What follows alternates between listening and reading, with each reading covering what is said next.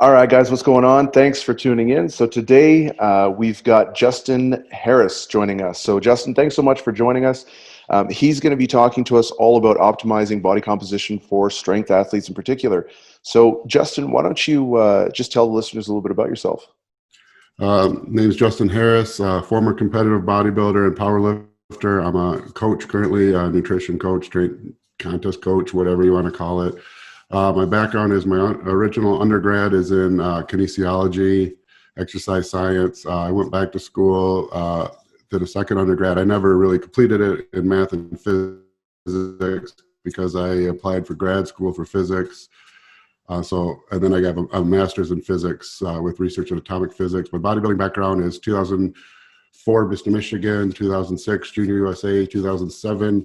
I did the USA's and I took, I think, 7th, and that was kind of when I left bodybuilding. Powerlifting was the 2007 APF 275-pound winner and best lifter, and then the APF 2008 275 and best lifter, and I totaled elite both meets. This was back with geared lifting, and my I think it was just under 2,400 in 2008 for my total. Wow, that's impressive. That was with him. that was not raw. So I think I could have possibly hit a 2,100 raw at my all-time best, but probably a 2,000 raw would have been around a good raw meet for me. Awesome. And so more recently, actually, you've been working with Ben Pollack. I think a lot of the listeners will know him because he's a really high-level powerlifter, but he's also someone who's kind of in that unique demographic where he's also insanely shredded and has a physique of a bodybuilder, and he actually competes in bodybuilding. So how long have you been working with him for? He will be in 5 days, 6 days. Yeah. Yeah. So how long have you been working with him for? Oh, geez. We started, I want to say 2017 even. He was trying to make 181 for the US Open. And so we started trying to get him in a position where he could make weight to make 181. He had to pull out. I think he maybe could have made it. It would have been, if he survived, he would have probably put up some amazing numbers, but it was going to be really difficult. But he was just dealing with too many injuries. So he left, and then he left with me to do classic physique with John Meadows. And then that was not this past July, but the July before that, he competed in classic. And then immediately following that, John couldn't make it I'm friendly with John. And so we don't have like a competitive nature as far as working with clients. And so John couldn't make it to the show. So I went to the show to help peak Ben properly. I didn't really do much, just kind of verify what John was doing. And then that was North Americans. And then we started working immediately after that to move him to bodybuilding, which is where he's currently at. And he's 5 days out from the NPC Nationals in Orlando this Saturday. Having worked with several high caliber athletes, like I'm sure that you come across a lot of different people who have various approaches. And so what are some of the mistakes that a lot of strength athletes make when they're trying to alter their body composition, but still maintain their priority of strength? Yeah, I mean, the thing is, there's almost like you can't even consider them the same sport. I'm working with Julius Maddox right now also. And so the way he's going to approach things and his body composition I think we've dropped him down about 18 pounds, but he's around 440 pounds right now. So what makes an 800-pound bencher is going to be an entirely different body composition than what makes an all-time world record holder at 181 pounds. So it's really, you really have to be more specific because it's so different that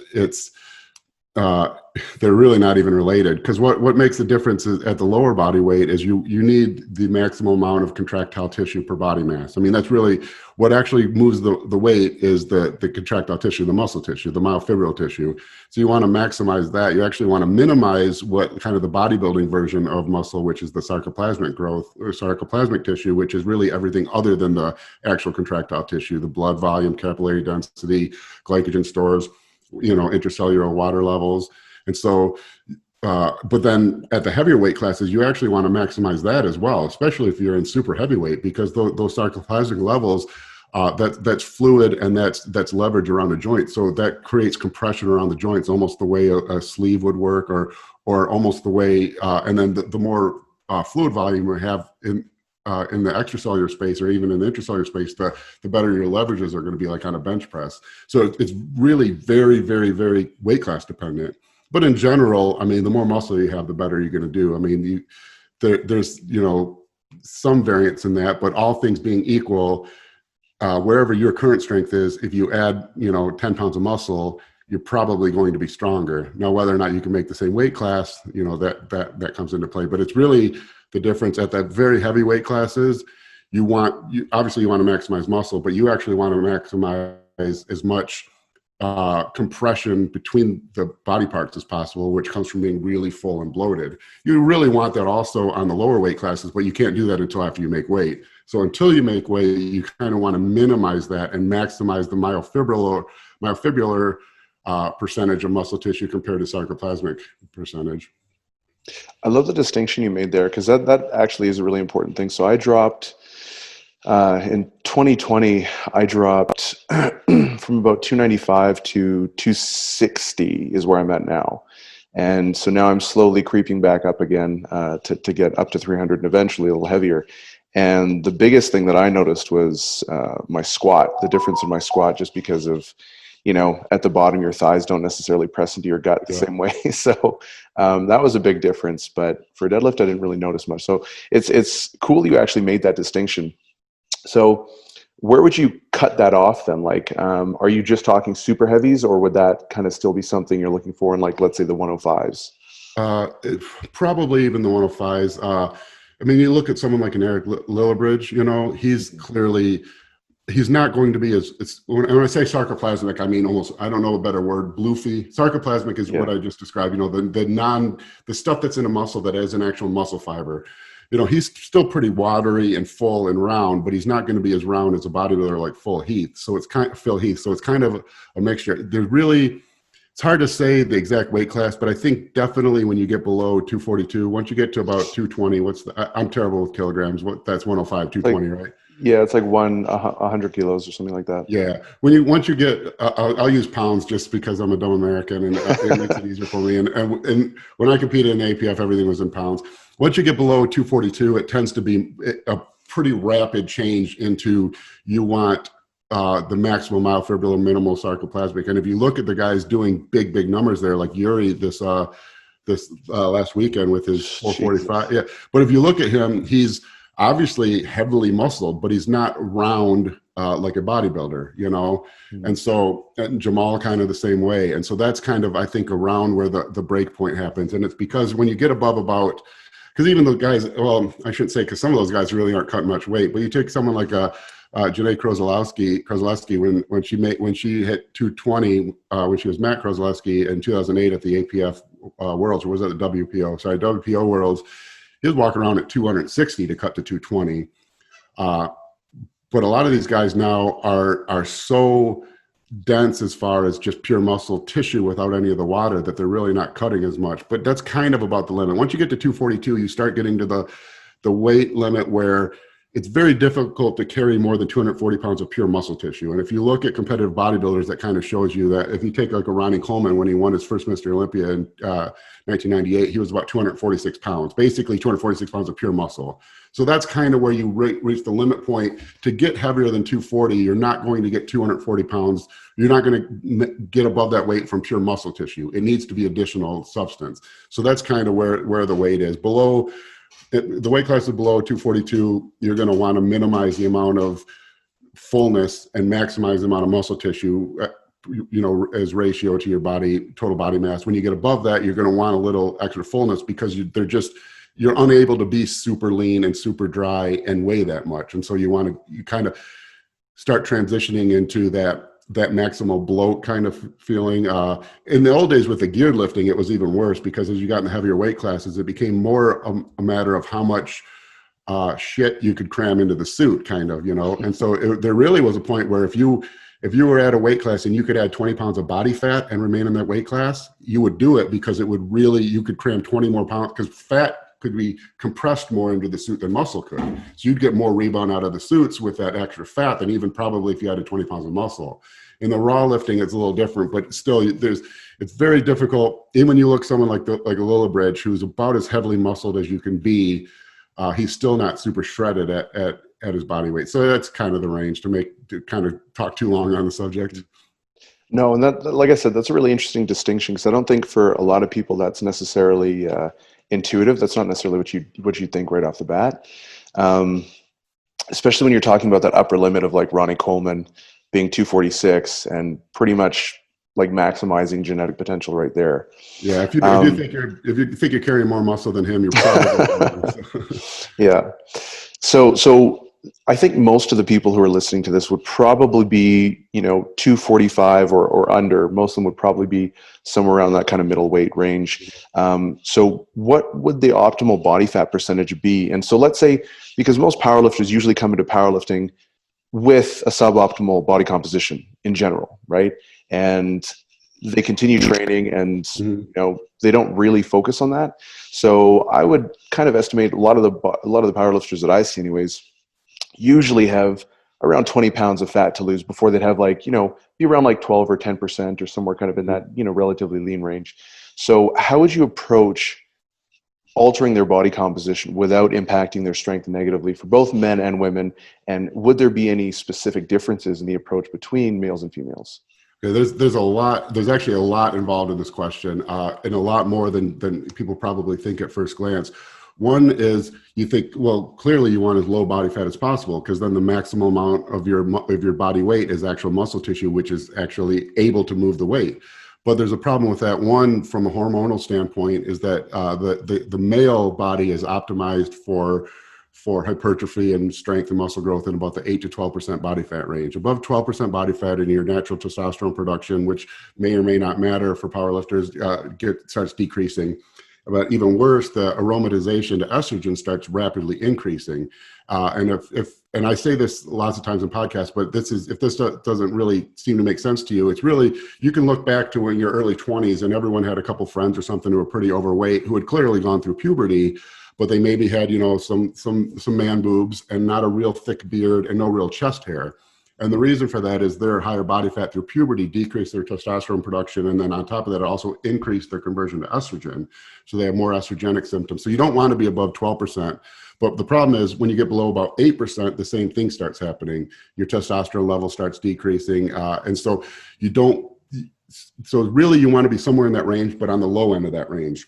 Now, what if you're supplementing with exogenous testosterone and none of that matters? Why do you not want to go below 8%? And you might, but the problem is most of these guys aren't stepping on the platform at their weigh-in weight. And muscle weight actually doesn't dry out quite as well. It's tough. Muscle weight dries out quite a bit, but if you're highly myofibrillar muscle, it's really dry muscle. It's not like a bodybuilder, very watery muscle. So it doesn't dry out that much. But what does dry out really well is fat. And so you don't mind having, if you take a 200-pound person with 20 pounds of body fat, that's 10% body fat. So you might think, well, they're carrying 20 pounds of body fat. That's a lot. The problem is that 20 pounds of body fat probably allows you to drop as much as 30 pounds of body weight to make weight, where being 5% body fat and only having 10 pounds of body fat you lose 5 pounds of weight, but you don't really, you don't change your ability to drop. How am I wording this? You want enough body fat to keep safety around the joints, keep hormones optimized, but also high enough so that you're able to drop a lot of body water to make weight. And if you get too lean, you're not able to make the big drops. I mean, some of these guys at 181 are weighing well over 200 pounds walking around weight. And if you're 200 pounds, say you're 200 pounds with 20 pounds of body fat, you'd say, well, just lose that 20 pounds of body fat, you'll make 181. Well, you won't be as strong with zero body fat, but you will be able to drop 20 pounds of water. Now, if you lose 5 pounds of body fat and now you're 195, but much, much leaner, that doesn't make it really any easier to drop that 15 pounds of water weight to make weight, despite being 5 pounds less fat, because that 5 pounds of fat is really watery tissue that's easily dehydrated. I don't know if I didn't really explain that very clearly, but that's kind of where that makes a lot of sense. So you need to be lean. Probably optimal is probably in the lower weight classes around 8%, maybe 10% body fat. Lower than that, and you're decreasing your walking around weight by decreasing the amount of body fat you carry, but you don't really you actually decrease your ability to lose water weight to make weight. So it's kind of a wash. And then above 12%, you're just carrying too much fat. And so that kind of leads into a question that I was going to ask a little bit later on about the hormonal profiles of athletes at different body fat percentages. So why do you get that increase in aromatization and the decrease in I guess free testosterone when you have a higher body fat percentage versus being in that 8 to 12% range? I wish I would remember this from school better. I just know that it occurs higher. I don't know if it's intrinsic to, I'm assuming it's intrinsic to the body fat, because that's largely why women have higher estrogen levels and higher body fat. Estrogen and body fat are just really closely linked. Higher body fat just increases estrogen levels. Higher estrogen levels increases body fat levels. So they're kind of correlated that way. I kind of got lost. What was the original question? Oh, like what the reason was Oh yeah, I for? can't. I need to. I'm a bad coach because I should know that, because I tout that information all the time. But they are just linked. I don't remember the exact pathway. Just know that higher circulating levels of estrogen increase the aromatization of testosterone levels, and it does believe it also increases steroid hormone binding globulin also, which will then decrease free testosterone, which is probably linked to the pathway that it all happens. But Right. So if you were to take on a new athlete, let's say they're, beginner, intermediate, how would you approach their training and development? well, it depends on where they're at. I'll simplify it and say, what if our goal is to add size and strength, to add muscle. I say we don't worry about body weight. Body weight just happens as a natural occurrence of adding muscle. If you're trying to add body weight, you're almost guaranteed to add fat. And the reason is that you can only add muscle at really about 10 or 12 pounds a year long term. That's about the maximal rate you can. And so if you're trying to add scale weight, you're just going to add body fat. So what I try to do with people is we try to do two things. One, we try to turn you into a food processing machine. The more clean, good, whole quality foods we can get going through your body, the more chance for protein synthesis we have, the better recovery we're going to have, the more likelihood of improved body composition. So we try to continually increase the food intake that you're taking without getting fat.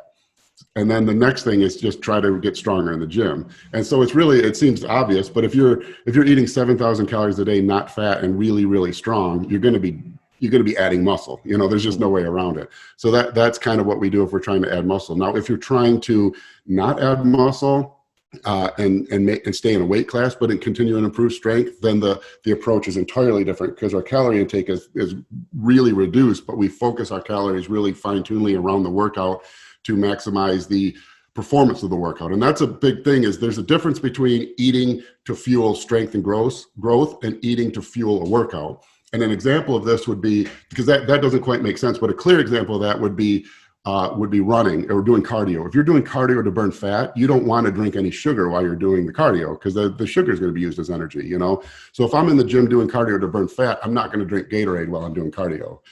But if I'm running a race, like a marathon, and I want to improve my performance, I'm going to drink some kind of carbohydrate electrolyte drink, because that improves my performance.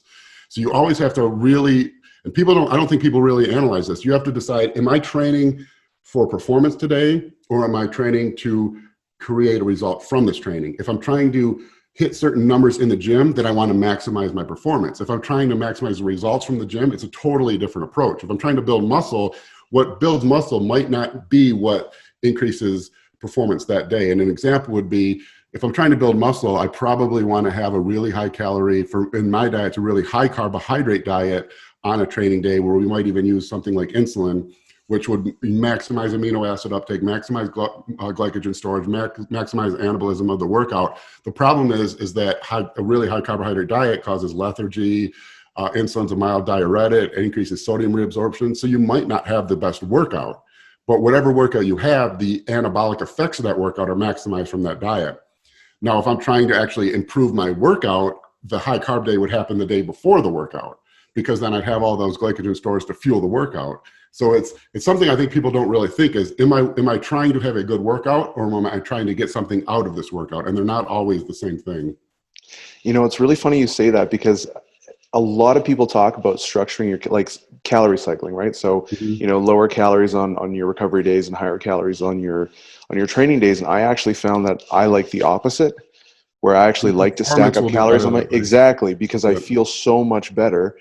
And I never really had a good reason for it. Like I kind of was like, okay, well, I'm probably replenishing my glycogen stores. I'm probably doing all of these things, Mhm. but there's still things that are kind of like, I guess, debated and a little bit murky. But so it's kind of funny that you say that, because it's kind of pretty reflective of my own experience. So one of the things that you mentioned actually was really prioritizing clean foods, and Mhm. that's something that this year in particular, for me, anyways, I've always dieted, but I've never really been like, okay, I actually want to get to about 10% body fat before. Um, and so that was something that Mhm. for me, I Mhm. really noticed a big difference with versus having kind of intermittent, like let's say even like 20% or 30% of my calories throughout the day are coming from like, fun foods, like let's say some low calorie ice cream or something like that. I Mhm. actually noticed that when I cut all of that out and it was just 100% clean foods, the difference was actually night and day. And I'm not sure if it's just because I wasn't accounting for some of the things, maybe some of the calories, or what was going on, but I actually noticed like probably the most dramatic difference in body composition than I ever have before in my life. And so can you speak to that? Like why is that, outside of like precision or measurement error? Because I'm pretty precise with how I track everything. Like everything's Mhm. weighed, everything's managed. But I noticed such a dramatic difference. And I've noticed that as well in several of my athletes. And so what sort of rationale or explanation would there be for something like that? Well, we should be able to track it. I mean, we could take two examples. Let's track a meal with a kind of a poor protein source and a really high sugar source. Say we need protein and carbs, so we get small bags of Skittles. That's 100 grams of sugary carbs, and we drink a protein shake, 50 grams of protein. So that's meal, 50 grams of protein, 100 grams of carbs. And then next we'll compare 50-gram protein meal, 100 grams of carbs from different sources. So this source, we drink the 50-gram shake of whey isolate, which means it's digested in like an hour and a half, 2 hours. Well, if you look at the rate of growth of people, you'll find, and you can track anybody, pick the person who grew the fastest you've ever seen, Nick Walker, Big Ramy, Ronnie Coleman, anyone, and track their growth rate over like 5, 6, 7, 8 years. And you'll see it maximizes at about 10 to 15 pounds a year or 12 pounds a year, which is about a pound a month. Well, if you keep breaking that down, you get to the day, it's about 25 grams a day of new muscle tissue, or about 1 gram an hour. So if you're drinking a 50-gram protein shake and it's digested in 2 hours, only 2 grams of that protein had any chance of actually be converted to new muscle tissue. 48 grams of that gets turned to a sugar, or who knows what. It's not being used to muscle. So right there, we lost, you know, 99% of, or 96% of the value of that protein shake because it got digested so quickly. And the same thing with the sugar. We take that 100 grams of Skittles and it gets into our bloodstream right away. It goes right into the small intestine, gets into the bloodstream, blood sugar levels spike. Now, if we're depleted in glycogen, a lot of that's going to get converted to liver and muscle glycogen. But the problem is when there's a huge influx of blood sugar, not all of that can go to liver glycogen, muscle glycogen right away. So the body has to do something with it. So what does it do? It goes with acetyl-CoA and converts it to triglycerides or fatty acids through the fatty acid pathway, and then gets stored as fat. And so we have 50 grams of whey isolate and 100 grams of carbs from sugar. We have some glycogen storage, a small amount of protein synthesis, but most of the protein didn't get used for protein synthesis, and a large portion of the sugar didn't probably get stored as glycogen. It might have got stored as fat if the calories were in a surplus. Now let's take the exact same meal and let's take 50 grams of protein from a lean meat protein source, a complete protein that's going to digest really slow, and 100 grams of carbs, like 2 cups of rice, roughly, white rice, a relatively slow digesting thing. Now that 50 grams of protein, say it's like a flank steak, that's going to digest for 10 hours, 12 hours maybe. And I've said this before on podcasts also. Everyone at some point in their life got a stomach ache, got sick maybe as a kid, and threw up and saw little chunks of meat and thought, the hell did I eat steak? Was that yesterday? So we have the whey protein gets digested in 2 hours. The steak might take 2 days before it's fully digested. So that trickling of amino acids and protein synthesis can happen for that entire digestion period. Where with the whey isolate, you had 2 hours and then it's gone. And then after that, there's no more protein synthesis. That steak's floating around for hours and hours and hours, able to synthesize new muscle tissue. And the same with the carbohydrates. The rice goes into your small intestine. Well, you can't digest complex carbohydrates, or they can't enter the bloodstream. They have to be converted to simple sugars. So you have this big complex of of a carbohydrate, that this little sugar gets pulled off, this sugar gets pulled off, and that goes into the bloodstream. So blood sugar never spikes. So liver glycogen and muscle glycogen is always slowly being replenished, But blood sugar never spikes so much that some of that sugar needs to go through the fatty acid pathway and gets converted to fatty acid. So now we have two exact same meals, 50 grams of protein, 100 grams of carbohydrates. One of them, we minimize the risk that the carbohydrates will be turned to fat, and we maximize the potential of the amino acids to be converted to muscle tissue. That's the steak and rice. The next meal, we've minimized the potential that the protein convert to muscle, the whey isolate, and we've maximized the potential that the carbs get stored as fat. So we just track two exact meals as far as calorie and got two totally different results as far as body composition. So as far as working with an athlete, like it was interesting that you said you don't specifically focus on putting on muscle just because the process is very, very slow, and so it kind of does happen a little bit more naturally if you just focus on like kind of performance and some of the other metrics. So when you are like structuring a diet, I know that you said you structure your diet, whether it's based on performance or whether it's based on, I guess, the outcome in terms of body composition. But what sort of strategies do you use to, I guess, make hunger and things like that a little bit more manageable? So the worst thing you can do when trying to add size is drown your appetite out. When you hear people talk about, I don't eat for taste, I eat because I eat for fuel or whatever. That's great and all, but if you're not hungry, there's only so many times you can force feed food you're not interested in eating. And so the worst thing you can do is just start shoving food down and drown your appetite out. What you want to do is you want two things. You want your appetite to grow and you want your calories to grow, but you don't want them to cross. You always want to keep calories just below. So as your appetite grows, you're always towing that line of saturating your appetite versus triggering a hunger response.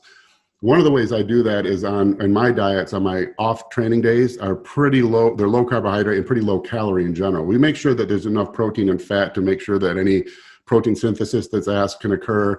And we make sure that there's no major calorie deficiencies where there's going to be a risk in performance or anything. But they're pretty hypocaloric in most cases, meaning that you're eating less calories than you burn on those off days. And what that does is it triggers an appetite response. It stimulates leptin and ghrelin, the hunger hormones that are going to allow you to eat the food we want to eat on the medium and high carb days. Now, we also have on the high carb days, we have really high carbohydrate intake, which stimulates insulin production, which is an appetite stimulant also.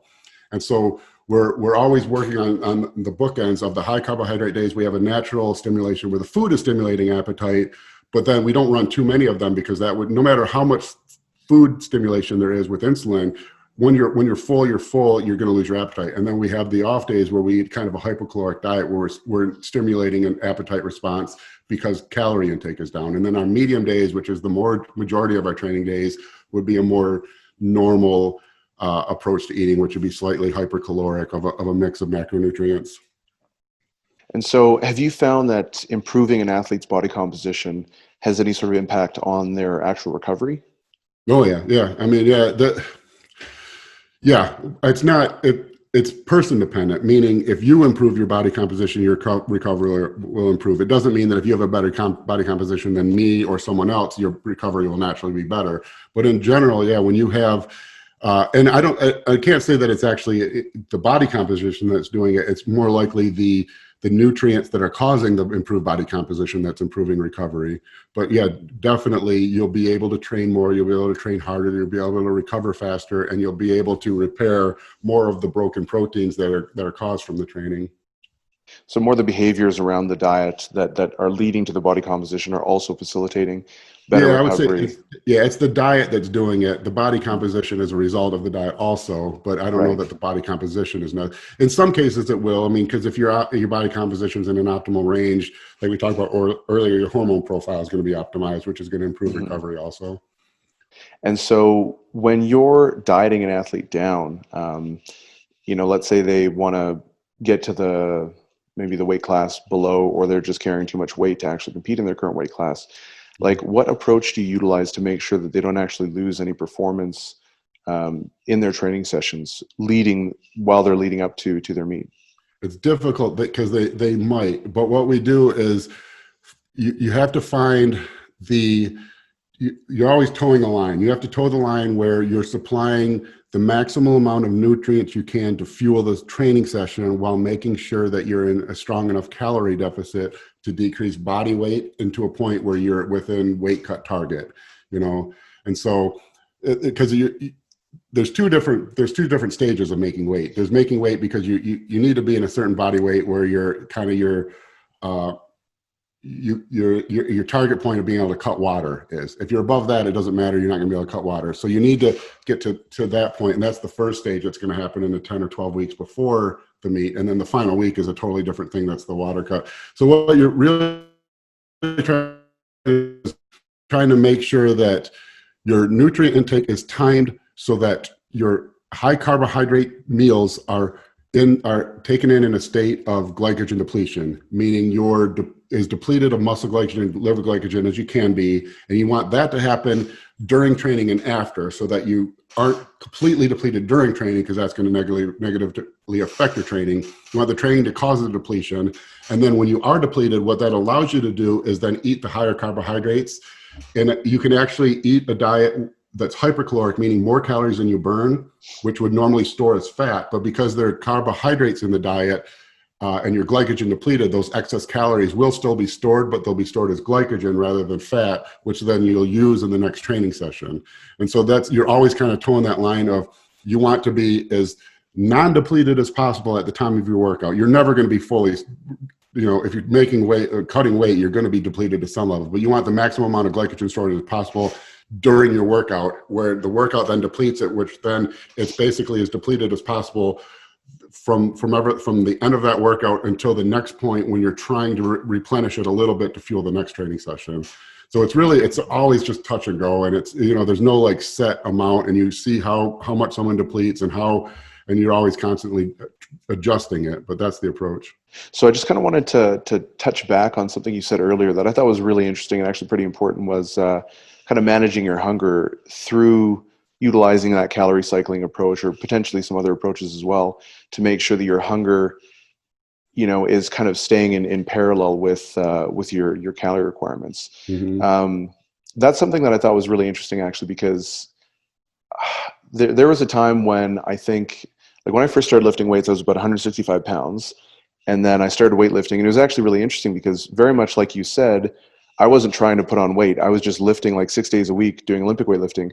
And over the span of, I think, like 2 years, I put on 30 pounds, and I didn't even know it until my coach told me. He's like, buddy, when you started, you were this much, and now you're this. He's like this ex-Olympic Russian coach dude. So he was like very, very serious, very stern. And it was funny.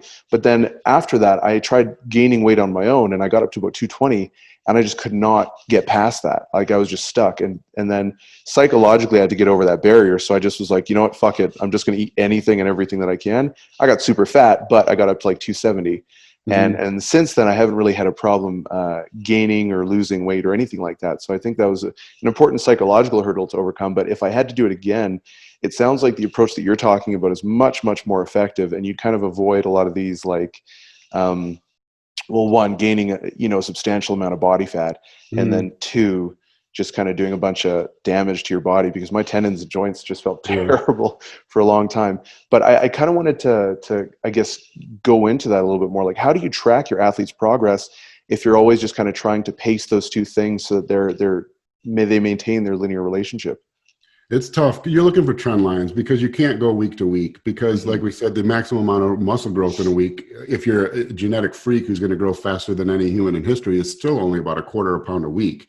A quarter pound, that's 4 ounces of water. So you can gain a quarter pound on the scale by just drinking half a cup of water before stepping on the scale, So it's really the scale. We're looking for trend lines, meaning, over months to 3 months to 6 months to a year, we're looking for a steady increase without body fat increase, So we're really using pictures for me primarily as the week to week. And then also so we're tracking basically your appetite, your hunger levels, your energy levels, your training intensity, your weight, and then the photos. And all of those kind of paint a pretty good picture of what's going on. I mean, you always have to know you always have to adjust for water retention and things like that, and know what their diet was the day before the photos. But that's really what you're doing, is you're looking for long-term trend lines. And you don't really even need to do that. It's really pretty simple. If you're always looking to increase food intake without getting fat, if you do that, long-term muscle growth is going to happen no matter what. You're not going to be eating 7,000 calories a day at 8% body fat and not be jacked. It's not possible. So I kind of want to touch on what you said about gaining the weight really quickly. And that actually, there really is two ways. There's the least efficient way to affect hunger and gain weight is actually if you do gain a lot of weight really quickly, your appetite tends to adjust, even though you've gained fat. And so you'll always be able to hold that higher weight easier. The problem is that you have to lose the fat at some point in the process. Yeah. So, and in most cases, and it's really kind of counterintuitive, but the fastest way to add size long-term is to diet, which doesn't really make sense. But what you're doing is you take a 8 to 12 week period to diet really, really, really hard. You're going to get a rapid rate of muscle growth afterwards. So you take someone who's trying to grow like this and who doesn't diet, and maybe their growth is slowly increasing like this. And so a year later, you go from here to here. Well, you take the other person and you diet them really hard and their body weight goes like this, but then the rapid rate of growth is so fast that the growth kind of goes like this. And then at the end of the year, they're actually carrying more muscle mass because of the diet. And this is most obvious in bodybuilders, actually, and specifically in bodybuilders when they turn professional. And there's this weird phenomenon where all the professional bodybuilders are dramatically larger than the top amateur bodybuilders. And the amateur bodybuilders become dramatically larger once they turn professional. And it's like, well, why does this happen? No one's doing anything different. They're taking the same supplements, doing the same workout, eating the same foods. What happens? Well, when you're trying to turn pro, you traditionally only compete in one bodybuilding contest a year. Once you turn pro, you have to qualify for Olympia, you have to satisfy sponsors, and so you have to compete multiple times a year. What happens is anyone who's dieted really, really hard knows that the best growth you ever get is the period of a month or 2 months after that diet. Well, when you're competing multiple times a year, you get that huge rebound growth after each contest, whereas an amateur, you only get it once a year. And so, you can't really take that and correlate it directly with powerlifting because no powerlifter wants to diet down to bodybuilding body fat levels 4 times a year, but they will definitely increase their rate of growth, their body composition, and their ultimately their strength if they do take time to diet hard once or twice a year. A really good example of this, if anyone wants to look up online, is John Heck. He's a strongman competitor. He's a strength coach at North Carolina. If you find him on Instagram, we worked together. He dieted down a little bit on his own, but you can see he went from like 340 with maybe 20 or 25% body fat, and then a year later, I want to say he was roughly around the same weight at about 12% body fat, and looks like a totally different person. And what caused that was he dieted down to the high 200s, 289, 290, something like that, at very, very low body fat. And then the rebound after that brought him back not only to new muscle size, but new body weight increases while also being a lower body fat. That's wild. It's funny because anecdotally, like I've definitely noticed the same thing. And it's funny because like you might be dieting and let's say you are in like, I don't know, a 500 calorie deficit or something along those lines. And let's say you're finishing your diet. If you're finishing your diet, you're probably going to be quite a bit lower than that. But the amount that you can actually increase above without even seeing any change in your body weight is pretty dramatic. Like right now I'm up, I think, almost 400 calories higher than what my calculated maintenance would be. Mm-hmm. And I'm still like on a downward trend almost, of like 0.2% per week or 0.1% per week, which is interesting. So I actually need to up it a little bit, but I'm kind of trying to do it very, very slowly. That's the perfect way to do it, because then you toe that line and you continually improving your body composition while your food intake is going up. There's nothing better. Yeah, and it's funny because a lot of what I'm experiencing right now is very similar, like parallels exactly what you're saying, where the calorie increases that I'm able to make are so much more than I thought because I'm doing them very, very slowly and my body's kind of adapting and it's able to handle and I guess like delegate the fuel sources to more efficient areas. And then simultaneously, like my hunger kind of is going in parallel as well. So it's really interesting that you're saying that as well. Can I touch on that even deeper? For sure.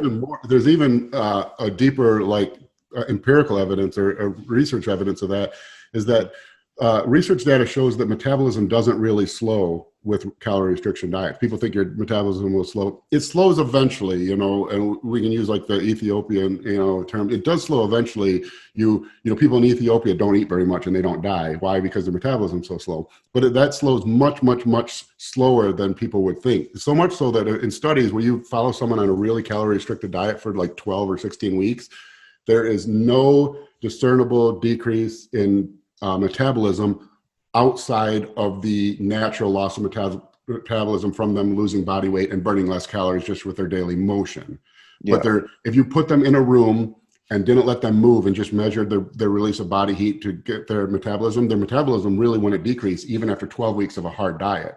So dieting doesn't really decrease your metabolism very much, but you are able to increase your metabolism much more dramatically while gaining. And so you kind of while what's happening is when you're dropping body fat, your metabolism doesn't really drop, maybe a little bit. But then as you're adding body size, your metabolism keeps increasing. So you keep going like that, and you can see you can reach the point where your metabolism reaches such a high level that you're almost able to eat whatever you want without getting fat. And that's one of the reasons when people wonder why some of these really, really elite lifters stay so lean, and especially elite bodybuilders stay so lean all the time. And that's really what it is. It's because of that process repeated multiple times, dropping weight and dropping body fat to make weight for a meet decreases your body fat, but doesn't really decrease your metabolism very much. And then gaining it back up increases your metabolism quite a bit, so you're constantly setting a new baseline. Mm-hmm. So it's really counterintuitive because you think I want to get big and strong. And the best way to get big and strong long-term is to get small and lean right now. But, you know. Yeah. Yeah, well, no, you're absolutely right about that. And I mean, it definitely potentiates the muscle growth later because all the signaling is like, oh my God, I'm dying. Yeah. You need to give me more food. And so you just become like a sponge for absorbing nutrients and being super efficient with shuttling them as well. And that's actually a really interesting point. So like I wrote an article on metabolic adaptations and like talked about kind of proton leak and different efficiencies. And it was the exact same thing with all the research that's out there. And then I think the person who wrote the most comprehensive article that I've seen on that was actually either Greg Nuckols or Eric Trexler. It's a really, really well-written article that talks about exactly what you said and kind of mentioned essentially the exact same things. So yeah, that makes a lot of sense. Yeah, that's the first time I really don't even feel comfortable saying that because I've only read 2 studies that really show that because I was always under the assumption that, you know, your metabolism decrease is pretty, you know, you diet and you get a metabolism decrease and you grow and you get a metabolism increase. And I figured they kind of, you know, correlated pretty well. But then the 2 more recent studies I read that showed really no discernible decrease in metabolism, even with really, really strong calorie restrictions outside of obviously, you know, they weighed less, so they burned more calories when they moved. But other than that, it didn't seem that their real metabolic rate decreased with the reduction of calories. Yeah, and a lot of that was due from the papers that I found. A lot of that was due to like their leptin sensitivity in their body fat stores. So that was a big regulator of like appetite and also just even their metabolism in general. And so once you reintroduce calories, you know, NEAT goes back to normal. Their metabolic rate kind of upregulates. And so once you kind of account for a lot of these, you know, confounding variables, they end up being pretty damn similar. So there doesn't really seem to be that big difference, like the metabolic damage people are talking about. They kind of start changing the terminology. So now it's like metabolic adaptation, which is an absolutely normal adaptation which is exactly kind of what you were saying. Yeah. And it's funny too, because a lot of the time where you're talking about these elite athletes who are eating 7,000 calories and they're crazy shredded, I mean, that took a long time, you know, especially if you're doing things very, very slowly, you know, and you're like upping it by like, I'm just going to choose a hypothetical number, let's say 150 calories, and you're making small incremental jumps like that. And so your body's ramping up slowly over time. That might take years to get you to the point where you're eating thousands of calories more than you were previously. And you're like big and shredded. Whereas like sometimes guys are like, oh man, I think I can do that. Let's just add on 750 calories right now and speed up the process. And it's like, it doesn't really work like that.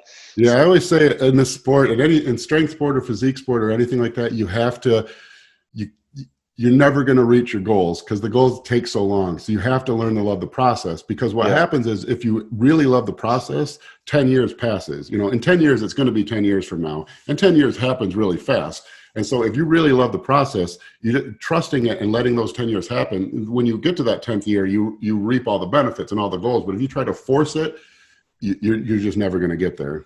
Mm-hmm. So when you are dieting an athlete down, then like what does that usually look like? Like what are we talking about in terms of timelines? And then what do you do directly after the diet as well? Well, there's two different approaches. For like a bodybuilding contest, I like to diet for 16 weeks. For a powerlifting meet, I don't like to really do like a meet prep longer than about 10 weeks. But that's kind of more the training aspect of it. The diet portion can start earlier. Really, I wouldn't recommend trying to lose more than 2 pounds of body fat a week, especially if you're trying to hold strength. If you're trying to maintain strength, I really wouldn't recommend losing more than 1 or 1.5 pounds of body fat a week. So you kind of pick your target. What's my body weight need to be when I'm within gunning range of making weight with a water cut, and then decide the number of weeks for that. So that's really what I do. We just you try to just keep it as mathematical as possible. A 1 pound drop of fat a week is about 500 calorie daily. And so if we need to drop 15 pounds of body fat to be in target of making weight, then we maybe 12 weeks or 10 weeks if we're doing 1.5 pounds a week. What I do then after the diet is, so if you've had a really hard diet and you're looking to slingshot that, you're not trying to make the same weight class, you're trying to jump up a weight class, let's say. What I do is after the meet, obviously you're going to do all your bloating and everything after making weight to refill, but then I give you 36 hours to eat whatever you want. And then for 5 days, we do 5 consecutive high carb days, which you'll already have from the diet. 5 consecutive high carb days with the last meal of the day replaced with a cheat meal. And then by then, when that's over, it's the 7th day after the meet. So at that point, you've had 36 hours of picking out, 5 days of really high calories, really high carbohydrates with a cheat meal each day. You should have all that out of your system and be ready to be on a structured diet. And from that point, we pick a diet that we think is slightly hypercaloric, which is going to, a little bit more than you're burning, and we just start building from there. But that kind of rebound out of it, that 7-day protocol, is pretty standard for most of my clients. Mm-hmm. So it's interesting how you say that as well, because a lot of the times I think when people are approaching dieting, they have a hard time with like the termination of a diet, where it's over and they're like, okay, the goal is not to lose weight anymore. The goal is to either maintain or gain or whatever it might be. And they just kind of want to stay there, right? And so the fact that you do that, just like allowing people to kind of eat whatever the hell they want, I think is really important psychologically. Like what have you always done that, or is that something? Yeah, well, you're going to pay the piper. You got effed up hunger hormones, you're depleted of glycogen, everything in your body is telling you to eat. You can fight it as much as you want. You're not going to win. You got to pay the piper. So what this came about is just really more kind of trial and error with, hundreds and thousands of clients over almost 20 years of doing this. I found that if you try to get people, do a reverse diet where immediately after the diet's over, you just slowly start increasing, it's not going to work, because as soon as their mind isn't focused on that losing weight and the idea of being able to eat comes in, they're going to cheat. So if you give them 36 hours, and when I say 36 hours, I'm thinking like, you do a powerlifting meet, you have the rest of the night after the meet, or you do a bodybuilding show, you have the rest of the night after the show, and then you have the whole next day. And then it's Monday, the day after that. And then the 5 high carb days are all with the foods from the diet. So it's all clean food. So you're not really eating junk. You're eating probably better than you were at some point in the off season before you started the diet. But the food volume is so high that you're able to kind of stay on plan because you're not so hungry. And you also know that the last meal of that day, you get to eat whatever you want. So you're able to stay on plan because you know that free meal is there. And then you do that for 5 days in a row. By that point, you've essentially paid the piper. Your glycogen stores are saturated. Your hunger hormones are muted a little bit. You're still going to be pretty hungry, but they're not insatiable. You have some sanity, and you're not so depleted that your body is no longer just begging for nutrients. And so at that point, you're in a much better mental space to be able to handle a strict diet again. So do you ever utilize like planned intermittent diet breaks? So let's say you are dieting an athlete for 12 to 16 weeks. Would you ever take an approach like, let's say, 2 weeks on, 1 week off, 2 weeks on, 1 week off? I know I've seen some research on that, and it does extend the timeline quite a bit, but people usually tend to see a little bit better results. Yeah, I don't like to, because I'm working with typically a specific class of person where most of the people I work with are fairly high level, and in 16 weeks is longer than they're going to need to be in shape, So, right. So I'm not trying to, if there's, when I'm thinking of my typical client, it's not very, very often. Now I do have some, Gen Pop people where they need to lose 200 pounds or something, and there's no way you're going to drop 200 pounds in a straight diet. So in that case, what we'll do is we will do something like that. We'll diet for a period, and I never set like an exact amount, because you're not working with a robot. What works best on paper works best on paper.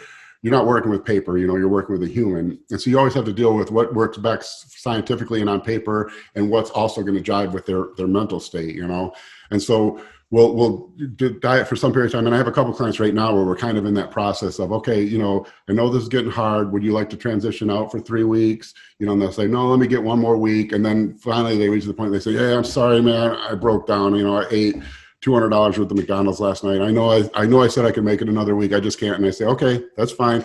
Let's do this. You had that McDonald's. Let's run a couple high days. Now we're going to transition to this for 2 weeks, and then we'll get back at it. But for most of my competitive clients, no. And the reason is because none of them is out of shape that they wouldn't be able to get in shape in a short enough period of time that it would be considered one diet. We're kind of coming to the end here. And so I always like to ask people this question. What's one opinion you have that either is a little controversial or isn't necessarily 100% supported by the research at this point, but you still believe it enough to say, you know what, this is something that I can kind of get behind? Oh man, I was just it's going to kill me, because just yesterday I was thinking about something, and now I drew a complete blank on it. I mean, the problem is the science. The science is science. There really isn't, and most of it is, pretty valid. I can't think of anything that. Yeah, geez. What were we talking about earlier that I said? Didn't I say something earlier I wish people would realize? I can't. I'm totally drawing a blank. All good. No worries. I guess, geez, this is going to kill me because I hate not having an answer. I think,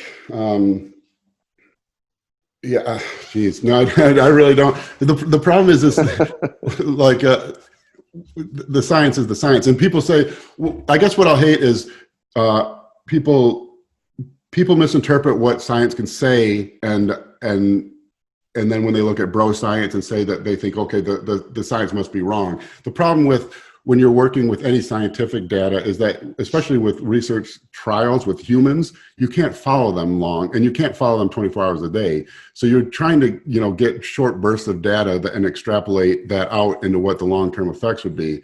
But I know one thing that is probably my biggest pet peeve is form. It absolutely drives me crazy that somehow there's been this thing perpetuated that good form is, really slow, and then slow eccentric, slow concentric, full extension, pause at the top, which every study ever done shows that that's like the worst form imaginable for increasing strength adaptation and increasing muscle growth adaptation. If you're trying to increase hypertrophy and trigger protein synthesis, it seems to be that the studies show that the negative or eccentric portion of the movement almost doesn't matter at all. And what matters on the concentric, it seems to be, is that you just lift it explosively and fast. And that seems to create the greatest post-exercise muscle protein synthesis stimulus. And then also, you don't want to you want to do partial reps, basically. You don't want to pause. You want to keep constant tension on the muscle. And I think if you look at this empirically, you can go to any YouTube video of any top bodybuilder, Branch Warren, Ronnie Coleman, Phil Heath, Jay Cutler, I don't know, and they're all lifting. And you go to the comments, and what do you see? Bad form. Not a single rep was done this day. Terrible form.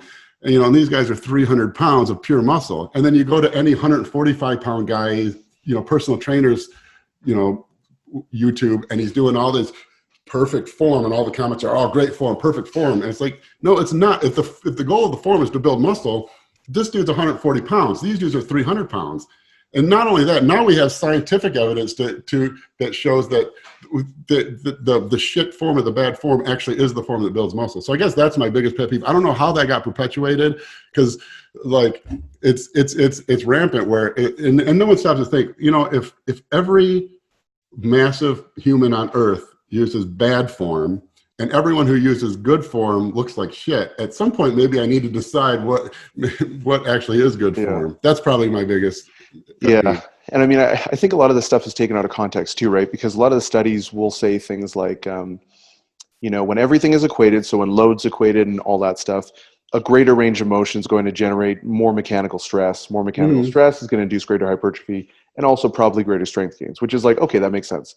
But if you're doing a partial range of motion, like let's say you're doing a pin press or something like that, you are not going to use the same load that you would for doing a full range of motion press. You're going to increase it because you've got a shorter range of motion. So I think things like that. Well, sorry to cut you off, but you have to like really consider also that you're not contracting. If I'm contracting just a muscle and there's a constant load applied against my bicep, yes, you want to. But if we're taking something like a bench press or a shoulder press, when I'm here, the load is, so the torque is the radius arm times the force, where the force is the weight of the, so if I'm holding 100 pounds here, the torque on my front deltoid is 100 pounds times the radius of my upper arm, okay? Now when I press here, that radius has been shortened. I mean, my arm's the same length, but the horizontal distance where the load, the cross product of the load is decreased. When I get all the way to the top, the load is straight through my arm. There's almost no load on that shoulder anymore. And so that's really the biggest thing, especially with free weights. And then this is a pet peeve of mine that I've seen in a couple studies, is they'll take something like a leg extension to where there's a constant load across the entire range of the motion, and apply the fact that the full range of motion increases, places the maximal load, places the maximal hypertrophy adaptation, and then correlate that to a movement where a free weight movement where gravity is only vertical, but the motion of the movement is moving not just in a singular plane. And so so like a bench press, at the top of a bench press, my arms are straight up, the weight is moving through my bones, not on my chest anymore. And so it's the lack of thought on that drives me crazy too. Yeah, exactly. And that's kind of what I was getting at, right? With the decrease in transferability, because I think the example you gave was actually fantastic. The leg extension, right? Because, you'll see a guy's doing leg extension, then you see someone doing squats, and it's like that top kind of quarter, your quads aren't really getting a whole lot of really anything, It's more your hip extensors that are kind of doing some stuff. And even then it's not really that effective. So yeah, and anyone who disagrees with that, just do, 1.5 squats for like a set of 8 and tell me your quads aren't blown up. Yeah. So yeah, that's a great point. The other point that I kind of a pet peeve on that is people not differentiating. The same thing with are you training for performance or training for hypertrophy or a goal from the training, is the same thing with the movement. And a squat's a perfect example, because you have to decide, are you training to be a power lifter and move maximal weight in a squat? Because the goal of that is entirely different than if I'm trying to build quadricep muscles. If I'm trying to build my quad muscles, it's not going to be a powerlifting squat. It's going to be a Tom Platt style squat, and in that case, I'm going to want to do I'm going to want to do partials, not do the top range of the motion. I'm going to do a different bodybuilding rep range. If I'm trying to move the maximum amount of weight in a squat, meaning all the rules and regulations of whatever powerlifting federation you're in, I actually want to use my quads as little as possible. I want to distribute that load along my quads, my glutes, my glute minimus, my lower back, my adductors, every body part I can, to get the maximum amount of muscle tissue involved in the moving the squat. If I'm trying to build big quads, I want to remove all those other muscles and put the maximal load just on my quadriceps. So we're coming up to that hour mark, and so I want to be respectful of your time. Where can the listeners find you? The easiest is troponanutrition.com. It's hard to spell Troponin Nutrition. You can just Google Justin Harris Bodybuilding, Justin Harris Nutrition, Justin Harris Carb Cycling. That's the easiest spot to find me. You can find me on Instagram at Troponin_nutrition. You can also find me in a training program with Ben Pollack on myoplasmic.com. If you go and join our myoplasmic size team, you can, it's $39 a month, and you get daily adjusted training program, a fully individualized training program that we're actually following and Ben's following right now in preparation for the nationals. And so those are the two main ones, Troponin Nutrition and Myoplasmic. Awesome. So all that stuff is going to be linked up in the show notes. Definitely give him a follow. Definitely check out what he's doing. He's been doing some really, really great stuff. Justin, thanks so much for joining us on the show, man. It was a really great chat. And yeah, man, it's good to have you on. Thanks. Thank you.